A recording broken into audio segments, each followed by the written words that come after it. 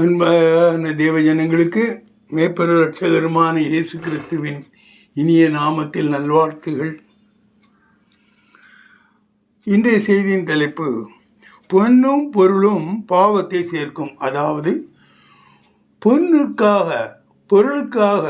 நமது நாட்களை நாம் செலவழிப்போமானால், நமது கிரியைகளை நாம் செலவழிப்போமானால் அது பெரும்பாலானவருக்கு பாவத்தை தான் கொண்டு சேர்க்கும் என்ற உண்மையை உணர்த்துவதற்காக இந்த செய்தி கொடுக்கப்படுகிறது. செல்வத்தின் பெருக்கு, அதாவது தேவைக்கு அதிகமான செல்வம் பாவங்களுக்குரிய காரியங்களை நேராக வழிநடத்தும், காரியங்களுக்கு நேராக வழிநடத்தும் என்பது பரவலாக எல்லோருக்கும் தெரிந்தது. பொன்னையோ பொருளையோ தேட வேண்டாம் என்று வேதம் எங்கேயும் சொல்லவில்லை. செல்வத்தின் மேலுள்ள மோகமும் அதை சேகரிக்க ஏறெடுக்கப்படுகிற வழிகளையும் தேவன் பழுகளுமே ஒருவனை தேவனுக்கு எதிராக பாவிகளாக்குகிறது. எவ்வளவு நாள் சொத்து சேர்த்து வச்சுக்கிங்க, பணம் சேர்த்து வச்சுக்கிங்க, ஆனந்தமாக வாழுங்கள். ஆனால் நீங்கள் தேவனுக்கு எதிராக செயல்படக்கூடாது. அப்படி செயல்படும் பொழுது நீங்கள் பாவியாகி விடுகிறீர்கள். செல்வப்பெருக்கினால் செல்வ பிரியன் திருப்தி அடைவதில்லை என்றும், அதை உடையவர்களே மனமேட்டிமை உடையவர்களாகவும் தரித்திரர்களை ஆதரிக்காதவர்களாகவும் மாறிவிடுகிறார்கள் என்பதும் எல்லோரும் அறிந்ததே. அதையே சாலோமன் தெளிவாக சொல்லியிருக்கிறார். வாசிங்கள் பிரசங்கி 5:10-15 வரை. பணப்பிரியன் பணத்தினால் திருப்தி அடைவதில்லை, செல்வ பிரியன் செல்வ பெருக்கினால் திருப்தி அடைவதில்லை, இதுவும் ஆங்கியே. பொருள் பெருகினால் அதை தின்கிறவர்களும் பெருகுகிறார்கள். அதை உடையவர்கள் தங்கள் கண்களினால் அதை காண்பதே அன்றி அவர்களுக்கு பிரயோஜனம் என்ன? வேலை செய்கிறவன் கொஞ்சமாய் புசித்தாலும் அதிகமாய் புசித்தாலும் அவன் நித்திரை இன்பமாயிருக்கும். செல்வனுடைய பெருக்கோ அவனை தூங்க ஒட்டாது. சூரியனுக்கு கீழே நான் கண்ட வேறொரு கொடிய தீங்கும் உண்டு. அதாவது ஐஸ்வர்யமானது அதை உடையவர்களுக்கே கேடுண்டாகும் சேகரித்து வைக்கப்படுவதாம். அந்த ஐஸ்வர்யம் விக்கினத்தால் அழிந்து போகிறது. அவன் ஒரு புத்திரனை பெறுகிறான், அவன் கையில் யாதொன்றும் இல்லை. தன் தாயின் கர்ப்பத்திலிருந்து நிர்வாணியாய் வந்தான், வந்தது போலவே நிர்வாணியாய் திரும்ப போவான். அவன் தன் பிரயாசத்தினால் உண்டான பலன் ஒன்றையும் தன் கையில் எடுத்துக்கொண்டு போவதில்லை. செல்வத்தை உடையவர்கள் அந்த செல்வத்தை அனுபவிப்பது ரொம்ப குறைவு. ஆனால் அந்த செல்வத்தை கட்டி காப்பார்கள். ஒருவன் நிறைய பேங்க் பேலன்ஸ் இருக்கணும், இருந்தால் தான் அவனை பெரிய ஆள், பெரிய பணக்காரன்னு சொல்லுவாங்க. அந்த பணத்தெல்லாம் எடுத்து அவனை அனுபவிக்க ஆரம்பித்தானால் அவன் அந்த பெருமைக்கு, அந்த உலகத்தார் கொடுக்கக்கூடிய அந்த பெருமைக்கு ஏதுவில்லாமல் போய்விடுவான். இது நடக்கக்கூடிய காரியம். இதைத்தான் அங்கு இந்த வசனத்தில் சொல்லப்படுகிறது. அது இன்னொன்று சொல்லப்பட்டிருக்கிறது, இதை உடையவர்களுக்கு கேடுண்டாகும்படிக்கு அது சேகரித்து வைக்கப்படுகிறது. எல்லா பணத்தையும் சேர்த்து வச்சாச்சுன்னா அது இன்னைக்காவது பேங்க் இருக்குது, பேங்கில் கூட பணத்தை தேடுகிறாங்க. அந்த இயேசு காலத்திலே ஒருதான் அதை களஞ்சியத்தில் போட்டு சேர்த்து வைப்பான்னா அவன் வீடை என்னைக்கு கொள்ளை போடலான்னு ஆள்கள் காத்துக்கிட்டு இருப்பான். அவனுடைய கேடு அவனுக்கு கேடு உண்டாகும்படி அதை நெருக்கி கொண்டே இருக்கிறது. இன்னொரு முக்கியமான சரித்திரத்தை இதை சொல்லியிருக்கிறார். தன் தாயின் கர்ப்பத்திலிருந்து நிர்வாணியாக வந்தான், வந்தது போலவே நிர்வாணியாய் அவன் திரும்ப போவான். இது அநேகருக்கு தெரிவதில்லை. நாம் எப்படி வந்தோம் என்பது நிச்சயமாக நமக்கு தெரியும். ஆனால் நாம் போகும்பொழுது அப்படியே தான் போவோம் என்பதும் எல்லோருக்கும் தெரியும். ஆனாலும் இந்த உண்மையை ஒருவரும் அங்கீகரிப்பதற்கு தயாராக இல்லை. தேவன் அதை தெளிவாக சொல்லி இருக்கிறார். இதற்கு மேலே வேற என்ன சொல்லணும்? நீ எப்படி ஒரு ஹோட்டலில் போய் ஒரு ரூம் எடுக்கிறோமோ அந்த ஹோட்டல் ரூமுக்குள்ளே இருக்கிறதெல்லாம் நீ அனுபவிச்சுக்கலாம். டிவி போடலாம், அது போடலாம், இது போல எல்லாம் இருக்குது, என்ன இது கொண்டே பண்ணலாம். ஹோட்டலை விட்டு வெளியே வந்த பிறகு அந்த ரூமுக்குள்ளே இருக்கக்கூடிய ஒரு பொருளும் உனக்கு சொந்தம் கிடையாது. இனி பழைய ஏற்பாட்டு காலத்திலே சிறுமைப்பட்டவனிடத்தில் வட்டி வாங்க வேண்டாம் என்று கூறப்பட்டிருப்பதின் மூலம் என்பதை நாம் கவனத்தில் கொள்ள வேண்டும். தேவன் என்ன சொல்லுகிறார்? உன்னை நிறைய பணம் இருந்தால் உன் சகோதரனுக்கு கொடுத்து உதவி செய், அவன்கிட்ட போய் வட்டி வாங்க. இன்னைக்கு பிரச்சனையாக அதுதான். ஒரு சகோதரன் இல்லை என்றால் இன்னொரு சகோதரன் போனால் அந்த சகோதரெல்லாம் முடியாது, நீ 3% வட்டி வச்சாதான் உனக்கு தருவேன். அதை தேவன் என்ன சொல்லுகிறார்? நீ வாங்காத, அப்படின்னா உனக்கும் அவனுக்கும் பிரச்சனை இருக்காது, எப்போ முடியுதோ அவன் உனக்கு தந்துடுவாங்க. ஆனால் அந்நியனிடத்தில் வாங்கலாம். அந்நியனிடத்தில் அந்த நிலத்தில் உள்ள சட்டத்தின் பிரகாரம் நீ வட்டி வாங்கலாம் என்றும் சொல்லியிருக்கிறார். உபாகமம் 23:19 21 வரை வாசிப்பீர்களே. ஆனால் கடனாக கொடுக்கிற பணத்துக்கும் ஆகாரத்துக்கும் கடனாக கொடுக்கிற வேறு எந்த பொருளுக்கும் உன் சகோதரன் கையில் வட்டி வாங்காயாக. அந்நியன் கையில் நீ வட்டி வாங்கலாம். நீ சுதந்திரிக்க போகிற தேசத்தில் உன் தேவனாகிய கர்த்தர் நீ கையிடும் வேலையில் எல்லாம் உன்னை ஆசீர்வதிக்கும்படி உன் சகோதரன் கையிலே வட்டி வாங்காயாக. நீ உன் தேவனாகிய கர்த்தருக்கு பொருத்தனை பண்ணி இருந்தால் அதை செலுத்த தாமதம் செய்யாதே. உன் தேவனாகிய கர்த்தர் அதை நிச்சயமாய் உன் கையில் கேட்பார், அது உனக்கு பாவமாகும். இனி ஒவ்வொருவருக்கும் பொருளாசையை குறித்து எச்சரிக்கையாக இருக்க வேண்டும் என்றும் தேவைக்கு மிகுதியானது மூலம் தரித்திரர்களை அதாவது அது இல்லாதவர்களை அல்லது அந்த செல்வம் தேவைப்படுகிறவர்களுக்கு கொடுத்து ஆதரிக்க வேண்டும் என்பதை உணர்த்தும்படியாக இயேசு சொன்ன ஒரு உவமையை பார்க்கலாம். லூக்கா 12:16-21 வரை வாசிப்பீர்களே. ஆனால் அல்லாமலும் ஒரு உவமையை அவர்களுக்கு சொன்னார். ஐஸ்வர்யமுள்ள ஒருவனுடைய நிலம் நன்றாய் விளைந்தது. அப்பொழுது அவன், நான் என்ன செய்வேன்? என் தானியங்களை சேர்த்து வைக்கிறதற்கு இடமில்லையே. நான் ஒன்று செய்வேன், என் களஞ்சியங்களை இடித்து பெரிதாக கட்டி எனக்கு விளைந்த தானியத்தையும் என் பொருள்களையும் அங்கே சேர்த்து வைத்து, பின்பு ஆத்துமாவே, உனக்காக அநேக வருஷங்களுக்கு அநேகம் பொருள்கள் சேர்த்து வைக்கப்பட்டிருக்கிறது, நீ இளைப்பாரி புசித்து குடித்து பூரிப்பாயிரு என்று என் ஆத்துமாவோடே சொல்லுவேன் என்று தனக்குள்ளே சிந்தித்து சொல்லிக் கொண்டான். தேவனோ அவனை நோக்கி, மதிகேடனே, உன் ஆத்துமா உன்னிடத்திலிருந்து இந்த ராத்திரியிலே எடுத்துக் கொள்ளப்படும். அப்பொழுது நீ சேகரித்தவைகள் யாருடையதாகும் என்றார். தேவனிடத்தில் ஐஸ்வர்யவானாய் இராமல் தனக்காகவே பொக்கிஷங்களை சேர்த்து வைக்கிறவன் இப்படியே இருக்கிறான் என்றார். இங்கு தேவனிடத்தில் ஐஸ்வர்யவான் என்று சொல்லப்பட்டிருக்கிறது.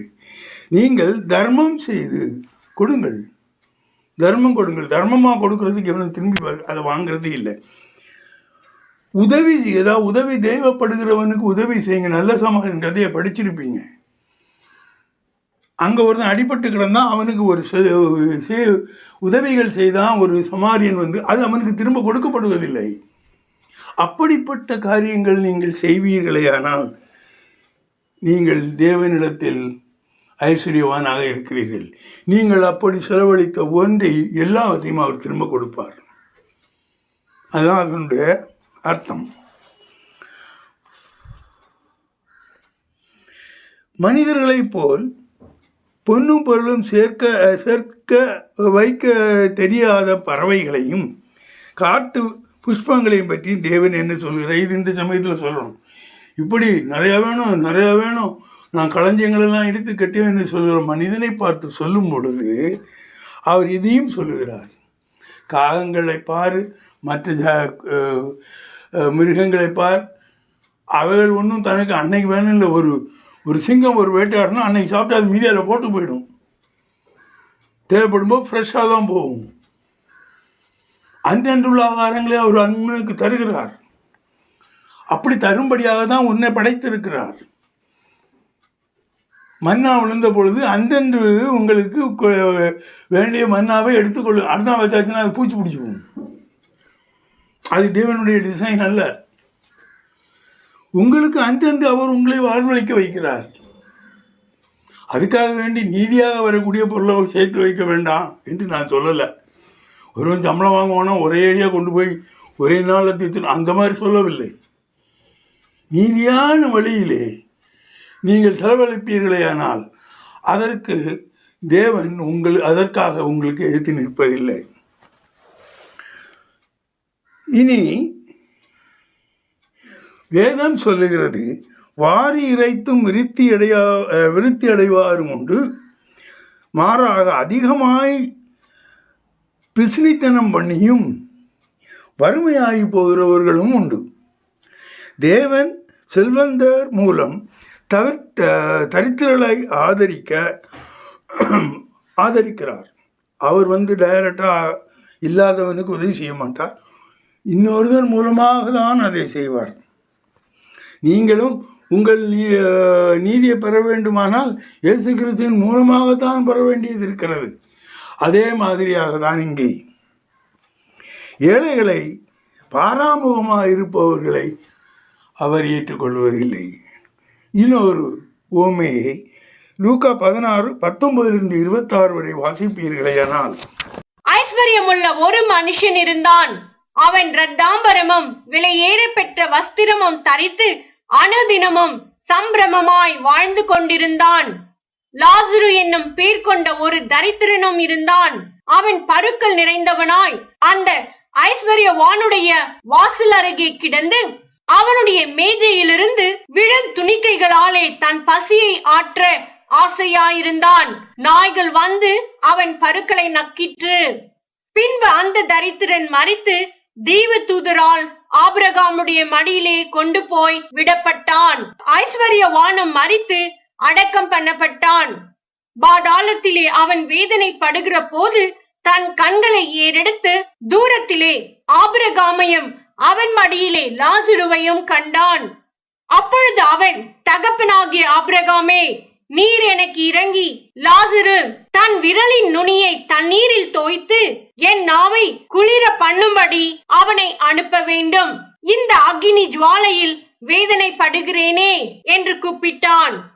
அதற்கு ஆபிரகாம், மகனே, நீ பூமியிலே உயிரோடு இருக்கும் காலத்தில் உன் நன்மைகளை அனுபவித்தாய். லாசருவும் அப்படியே தீமைகளை அனுபவித்தான். அதை நினைத்துக்கொள். இப்பொழுது அவன் தேற்றப்படுகிறான், நீயோ வேதனைப்படுகிறாய். அதுவும் அல்லாமல் இவ்விடத்திலிருந்து உங்களிடத்திற்கு கடந்து போகவும் அவ்விடத்திலிருந்து எங்களிடத்திற்கு கடந்து வரவும் மனதுள்ளவர்களுக்கு கூடாதபடிக்கு எங்களுக்கும் உங்களுக்கும் நடுவே பெரும் பிளப்பு உண்டாக்கப்பட்டிருக்கிறது என்றான். செல்வ பிரியன், அதாவது பணத்தின் பொருளின் மேல் ஆசை உடையவன், தன் செல்வத்தை பிறருக்கு பகிர்ந்து கொள்வதற்கு ஏற்ற கொள்ளாதவனாக இருப்பான். இதுதான் ஜெனரல். தன்னிடம் பொருள் இருக்குன்னா அவன் கொடுக்க மாட்டான் அடுத்தவங்களுக்கு. எப்படியாவது அவனை பேசி, நமக்கு வேண்டியவங்களே வந்தாலும் பேசி அனுப்பிடலாம், நம்மளோட பைசாவை எடுத்துகிட்டு செலவழிக்க மாட்டான். அது பைசா அப்படியே இருக்கணும். பேங்கில் அது வட்டி போட்டு குட்டி போட்டுகிட்டே இருக்கணும். அது பார்த்துக்குவான், அக்கௌண்ட்டை பார்ப்பான். ஓ, இன்னைக்கு இவ்வளோ ரூபா இருக்குது, வெரி குட். அதை நான் இன்னாருக்கு கொடுத்தனே அதை ஒத்துக்க மாட்டான். இதுதான் மனிதனுடைய நிலைமை.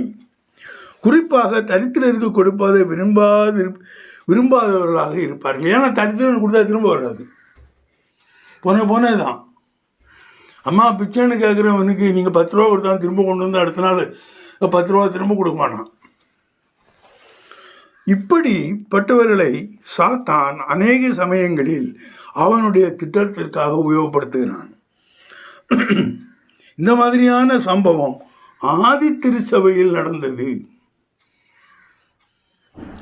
இதை நாம் விதத்தை வாசிக்கிறேன். இதை நான் உங்களுக்கு சொல்லி இந்த நடந்த இந்த சம்பவத்தை நான் சொல்லி எப்படி மனநிலைமை மாறாதவர்களாக ஆதி திருச்சபையில் இருந்தவர்களே இருந்தார்கள். ஆனால் அதற்காக தண்டனையும் அவங்க பெற்றுக்கொண்டார்கள்.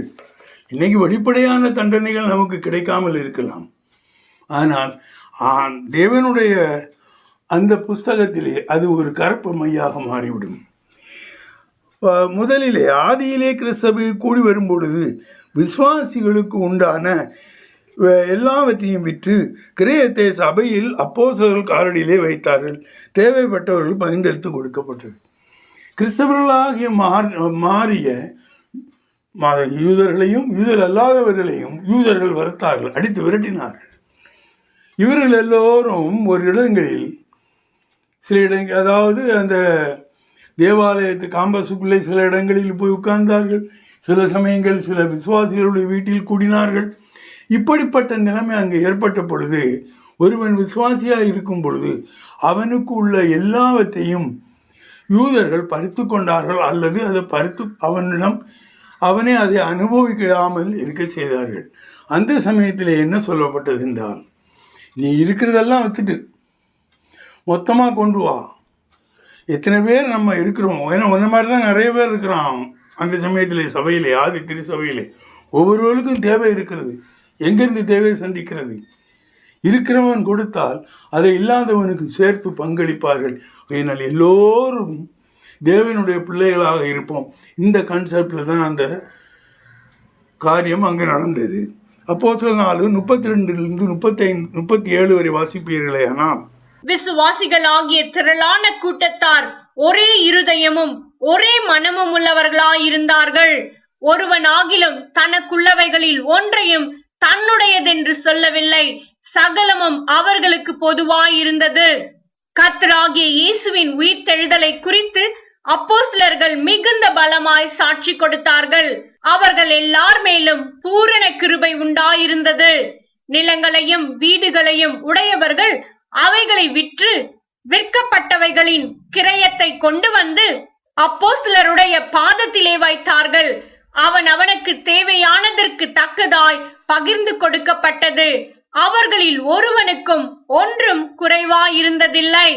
சீப்புரு தீவானும் லேவியனும் அப்போஸ்தலராலே ஆறுதலின் மகன் என்று அர்த்தம் கொள்ளும் பர்னபா என்னும் மறுபேர் பெற்றவனும் ஆகிய யோசே என்பவன் தனக்கு உண்டாயிருந்த நிலத்தை விற்று அதன் கிரயத்தை கொண்டு வந்து அப்போஸ்தலருடைய பாதத்திலே வைத்தான். இதெல்லாம் சரிதான். அது சொல்லக்கூடிய அந்த பர்னபா வந்து தன்னுடைய சொத்தையெல்லாம் விற்று கொண்டு வச்சுட்டான். அப்போ இல்லாதவர்களுக்கெல்லாம் கொடுத்தாங்க. அப்போ நீங்களும் வாங்கி சாப்பிடுங்க, எல்லாம் பண்ணுங்க, அந்த ஆடை உங்கள் இதுகள் எல்லாம் பண்ணுங்க, ஆனாலும் திரும்ப எல்லோரும் சபைக்கு வந்து விடுங்கள். சபை இப்படித்தான் வளர்ந்தது. முதலிலே சபைக்கு மேலே இருந்து பணம் தேவன் கொட்டவில்லை. இப்படி தேவன் செய்த பொழுதும் அதில் இருந்த சில விசுவாசிகளை இந்த கட்டளைக்கு மாறாக சாத்தான் செயல்படுத்தினான். அவன் உடல்ல அவனுக்கு தெரியும், இவன் சபையை ஆரம்பிக்க போகிறான், விசுவாசிகளை கூட்டுறான், விசுவாசிகள்லாம் கூட்டினான்னா அதுக்கு நமக்கு பின்னால் பிரச்சனை வரும் என்று அவனுக்கு தெரியும். ஆகையால் அந்த பேராசக்காரனை போய் பிடிக்கிறான். இன்றும் சபையில் மட்டும் நான் யாரையும் பிடிக்கிறேன் என்னன்னு நான் ஒரு குறிப்பிட்ட இதாக சொல்லவில்லை. ஆனால் அநேகர் இங்கு நடந்ததை போல் மாட்டிக்கொள்கிறாள். வாசியுங்கள் அப்போஸ்தலர் 5:1-10 வரை. அனனியா என்னும் பேருள்ள ஒருவனும் அவனுடைய மனைவியாகிய சப்பீராலும் தங்கள் காணியாட்சியை விற்றார்கள். தன் மனைவி அறிய அவன் கிரியத்திலே ஒரு பங்கை வஞ்சித்து வைத்து ஒரு பங்கை கொண்டு வந்து அப்போஸ்தலருடைய பாதத்திலே வைத்தான். பேதுரு அவனை நோக்கி, அனனியாவே, நிலத்தின் கிரயத்தில் ஒரு பங்கை வஞ்சித்து வைத்து பரிசுத்த ஆவியினிடத்தில் பொய் சொல்லும்படி சாத்தான் உன் இருதயத்தை நிரப்பினதென்ன? அதை விற்கும் முன்னே அது உன்னுடையதா இருக்கவில்லையோ? அதை விற்ற பின்பும் அதன் கிரயம் உன் வசத்தில் இருக்கவில்லையோ? நீ உன் இருதயத்திலே இப்படிப்பட்ட எண்ணம் கொண்டதென்ன? நீ மனுஷரிடத்தில் அல்ல தேவனிடத்தில் பொய் சொன்னாய் என்றான். அனனியா இந்த வார்த்தைகளை கேட்கவே விழுந்து ஜீவனை விட்டான். இவைகளை கேள்விப்பட்ட யாவருக்கும் மிகுந்த பயம் உண்டாயிற்று. வாலிபர் எழுந்து அவனை சேலையில் சுற்றி வெளியே எடுத்து கொண்டு போய் அடக்கம் பண்ணினார்கள். ஏறக்குறைய 3 மணி நேரத்திற்கு பின்பு அவனுடைய மனைவி நடந்ததை அறியாமல் உள்ளே வந்தாள். பேதுரு அவளை நோக்கி, நிலத்தை இவ்வளவுக்கு தானா விற்றீர்கள்? எனக்கு சொல் என்றான். அவள், ஆம், இவ்வளவுக்குத்தான் என்றாள். பேதுரு அவளை நோக்கி, கர்த்தருடைய ஆவியை சோதிக்கிறதற்கு நீங்கள் ஒருமனப்பட்டதென்ன? இதோ உன் புருஷனை அடக்கம் பண்ணினவர்களுடைய கால்கள் வாசற்படியிலே வந்திருக்கிறது, உன்னையும் வெளியே கொண்டு போவார்கள் என்றான். உடனே அவள் அவனுடைய பாதத்திலே விழுந்து ஜீவனை விட்டாள். வாலிபர் உள்ளே வந்து அவள் மரித்து போனதை கண்டு அவளை வெளியே எடுத்துக்கொண்டு போய் அவளுடைய புருஷன் அண்டையிலே அடக்கம் பண்ணினார்கள். இன்னும் ஒரு காரியம், யூதாஸ் காரியத்தை பற்றி நாம் படிச்சிருப்போம், நமக்கு எல்லாருக்கும் தெரியும். அவங்ககிட்ட எல்லாம் பைசா அவங்கள்ட்ட தான் இருக்கு. இயேசு கிறிஸ்துவனுடைய அந்த நியமத்தை பாருங்கள். எவன் ஒருத்தன் திருடனாக இருக்கானோ அவங்ககிட்ட தான் எல்லாத்தையும் கொடுத்துருவார். அப்பொழுது அவனுக்கு ஒரு பயம் உண்டாகும். நம்மை நம்பி நாம் யார் என்று தெரிந்து நம்மிடம் கொடுத்திருக்கிறாரே என்றால் அவன் குறைந்தபட்சம் நியாயம் உள்ளவனாக இருக்க ஆசைப்படுவான். அப்படி யூதாஸ் கோரியத்திலிருந்தும் அவன் 30 வெள்ளி காசுக்காக இயேசு கிறிஸ்துவை காட்டி கொடுத்தான் என்று நீங்கள் அது உங்களுக்கு எல்லாருக்கும் தெரியும். பொருளாசையினால் அந்த 30 வெள்ளி காசு, அந்த 30 வெள்ளி காசு தனக்கு வேண்டும் என்று அந்த ஆசையினால் எந்த யூதர்கள் இயேசுவை தேடிக்கொண்டிருந்த யூதர்களுக்கு இவன் வழிகாட்டியாக போனான். இதை பற்றி உங்களுக்கு எல்லாம் தெரியும். அவனைப் போலவே இன்னொரு கதாபாத்திரம் அப்போஸ்தலர் நடவடிக்கைகளில் சொல்லப்பட்டிருக்கிறது. அவன் பெயர் சீமோன். அவன் ஒரு மந்திரவாதி. அவன் என்ன நினைத்து கொண்டிருந்தான், எல்லா மந்திரத்தினாலேயும் நாம் எல்லா வாரி காரியங்களையும் சாதித்து விடலாம். மந்திரங்களை அங்கே காணிப்பான், இங்கே காணிப்பான், காணித்து விட்டு தன்னை பெரியவனாக நான் தான் தேவனுக்கு ஈக்குவலாக இருக்கேன் என்று அந்த காலத்திலே இருந்த ஜனங்கள் அப்படிப்பட்டவர்களாகத்தான் இருந்தார்கள். நாமும் அப்படிப்பட்டவர்களாகத்தான் இருந்தோம்.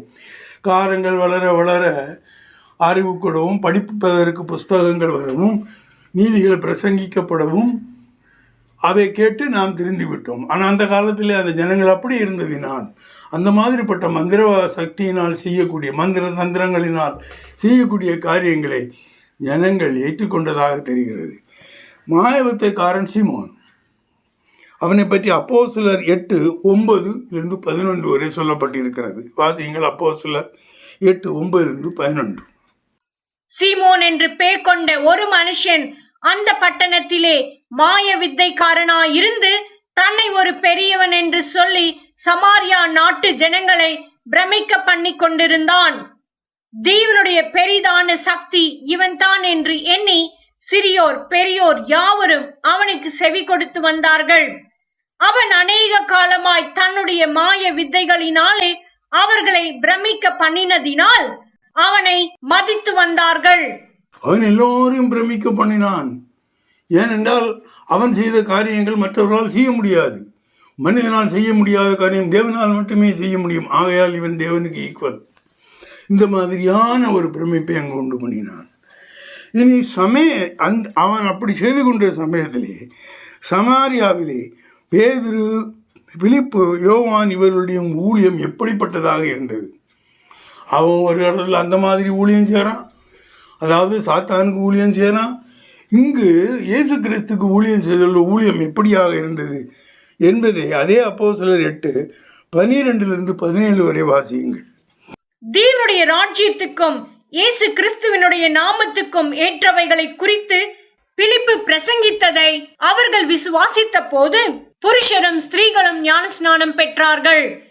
அப்பொழுது சீமோனும் விசுவாசித்து ஞானஸ்நானம் பெற்று பிலிப்பை பற்றி கொண்டு அவனால் நடந்த அடையாளங்களையும் பெரிய அற்புதங்களையும் கண்டு பிரமித்தான்.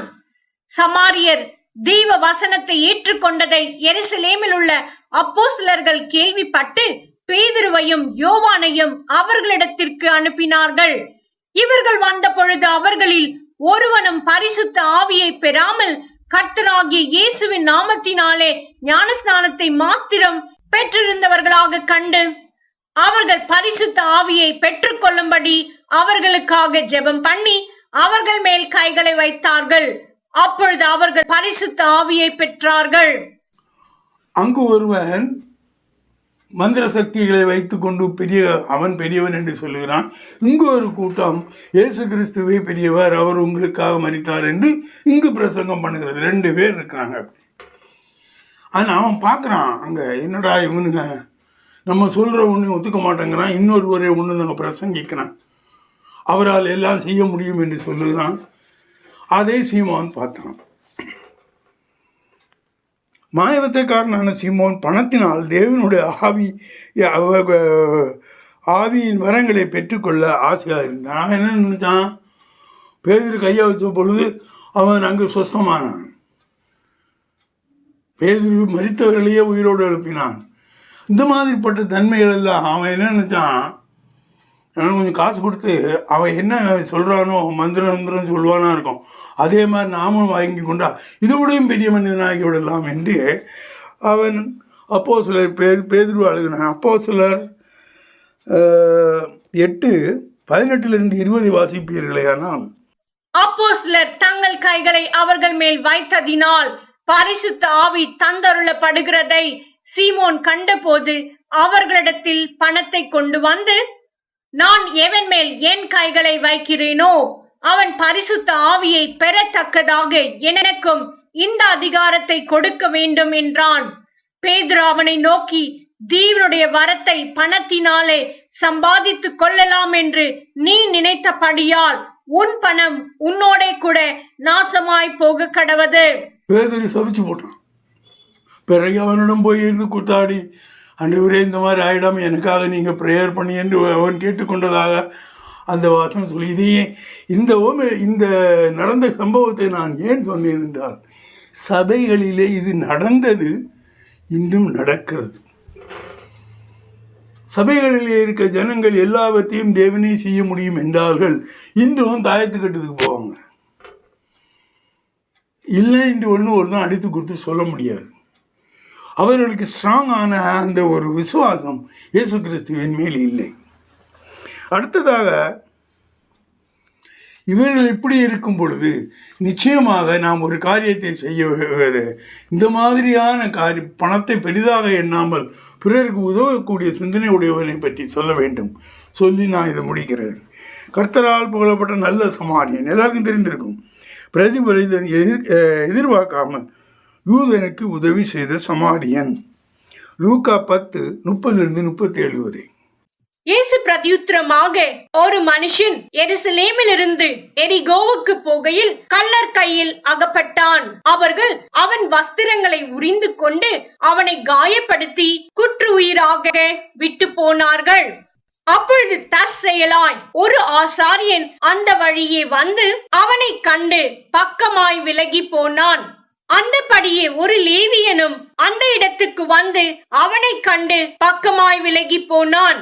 பின்பு சமாரியன் ஒருவன் பிரயாணமாய் வருகையில் அவனை கண்டு மனதுருகி கிட்ட வந்து அவனுடைய காயங்களில் எண்ணெயும் திராட்சை ரசமும் வார்த்து காயங்களை கட்டி அவனை தன் சுய வாகனத்தின் மேல் ஏற்றி சத்திரத்துக்கு கொண்டு போய் அவனை பராமரித்தான். மறுநாளிலே தான் புறப்படும் போது 2 பணத்தை எடுத்து சத்திரக்காரன் கையில் கொடுத்து, நீ இவனை விசாரித்துக்கொள், அதிகமாய் ஏதாகிலும் இவனுக்காக செலவழித்தால் நான் திரும்பி வரும்போது அதை உனக்கு தருவேன் என்றான். இப்படி இருக்க கள்ளர் கையில் அகப்பட்டவனுக்கு இந்த 3 பேரில் எவன் பிறனாயிருந்தான், உனக்கு எப்படி தோன்றுகிறது என்றார். அதற்கு அவன், அவனுக்கு இரக்கம் செய்தவனே என்றான். அப்பொழுது இயேசு அவனை நோக்கி, நீயும் போய் அந்தபடியே செய் என்றார்.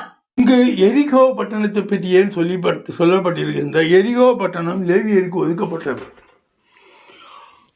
எருசலேமில் இருக்கக்கூடிய ஆலயத்தில் வேலை செய்வதற்கு எரிகோ பட்டணத்தில் தான் யூதர்கள் போவாங்க. அங்கே போய் வேலைகள் செய்து 1 நாளோ 2 நாளோ தங்கிவிட்டு பிறகு திரும்ப வந்து விடுவார். அங்கே பிரதான ஆசிரியர் ஒவ்வொரு யூதர்களுக்கும் சொல்லியிருப்பார், இவன் இந்த நாள் வேலை செய்யணும், அந்த அட்டவணையின் படி இவர்கள் போய் வேலை செய்வார்கள். அந்த மாதிரி இடத்தில்தான் ஒருவன் அடிபட்டு இரத்த வெள்ளத்தில் கிடக்கிறான். இவர்கள் அங்கே வர முடியாதுன்னா இவர்களுக்கு அந்த எண்ணாமத்தில் சொல்லப்பட்டிருக்க விதி என்ன, எவனா தொட்டாச்சுன்னா ஒரு வாரத்துக்கு அவன் அந்த கோயில் பக்கமே போகக்கூடாது, ஆலயத்தில் என்றாகக்கூடாது. ஒருவேளை இவன் உதவி செய்ய போய் விவரம் அங்கே தெரிஞ்சா 7 நாளைக்கு 10 நாளைக்கு அவனுக்கு ஊழியம், அவனுக்கு வருமானம் கட்டு. இந்த ஒரு காரியத்தினால அவன் பயப்பட்டான். லேவியனும் ஆசாரியனும் பயப்பட்டு அவனுக்கு பக்கமே போகவில்லை. ஆனால்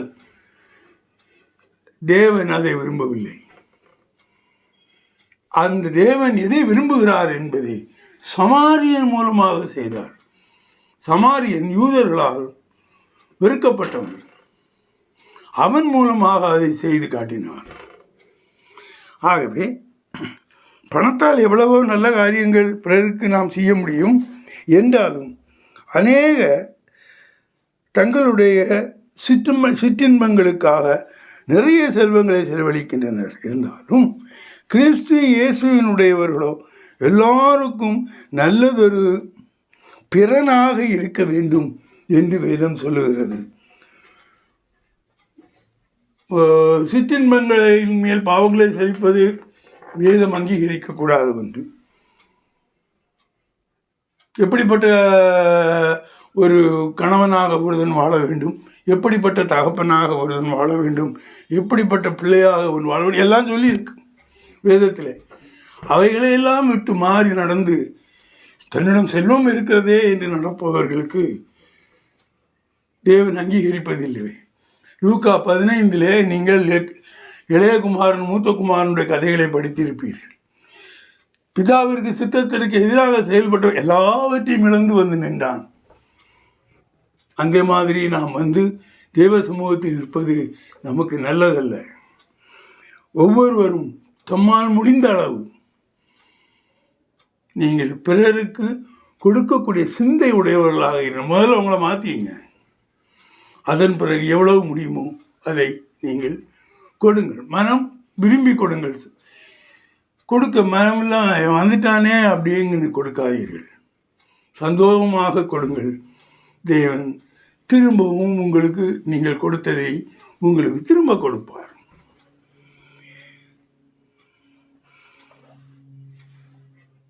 இப்படி நீங்கள் வாழ வேண்டும் என்று அவர் சொல்லி இருப்பதால் அவரை நோக்கி நீங்கள் விண்ணப்பம் செய்தால் அதை உங்களுக்கு செய்வதற்கு ஆவியானவர் தாமே கடமைப்பட்டவராக இருக்கிறார். அன்பான பிதாவே,